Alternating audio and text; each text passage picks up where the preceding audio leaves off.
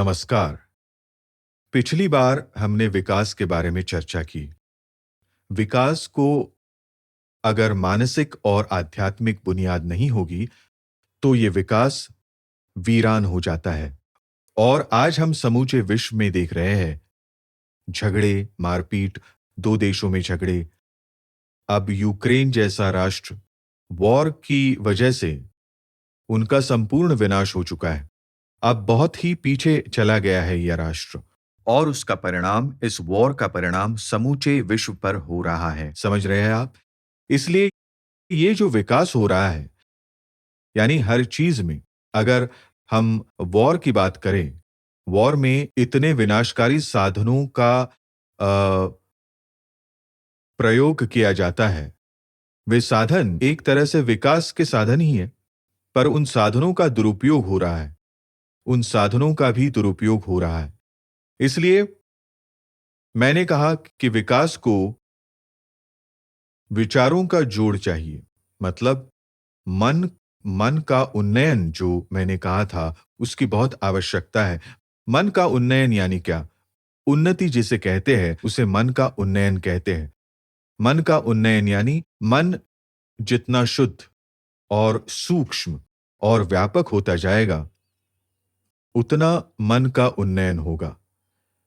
परमार्थ यानी क्या है? संक्षेप में सच कहे तो ये जो मन है, इस मन का शुद्धिकरण करना यानी अध्यात्म है। सच कहे तो यह अध्यात्म किसे कहते हैं? वो है मन का शुद्धिकरण। और मन का शुद्धिकरण जब करते हैं तो मन सूक्ष्म होने लगता है। मन जितना सूक्ष्म होता है उतना ही व्यापक होता है। महत्वपूर्ण मुद्दा है, याद रखें। मन जितना सूक्ष्म होता है उतना ही व्यापक होता है। आप कहेंगे दोनों कैसे होगा? सूक्ष्म भी कह रहे हैं और व्यापक भी कह रहे हैं।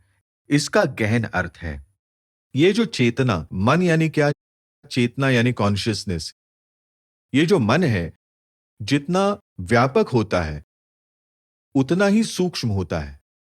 या फिर दूसरे शब्दों में या दूसरी भाषा में, जितना सूक्ष्म होता है उतना ही व्यापक होता है। यानी इसका अर्थ क्या है? मैं आपको आकाश का एक उदाहरण देता हूं।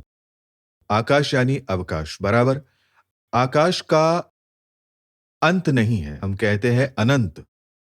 उसे सीमा नहीं, ऐसा कहते हैं। असीम कहते हैं आकाश को, सीमा ही नहीं है। हम अगर आकाश की ओर देखें तो ये प्रश्न मन में आता है कि इसका अंत कहाँ है? ये प्रश्न मन में आता है ना? इसी को आकाश व्यापक कहते हैं। और वो जितना व्यापक है उतना ही सूक्ष्म है, क्योंकि सूक्ष्म में भी वो है। सूक्ष्म में यानी एक छोटे से एटम के भीतर भी यदि हम देखें तो उसमें भी आकाश है। यानी देखिए कितना सूक्ष्म है।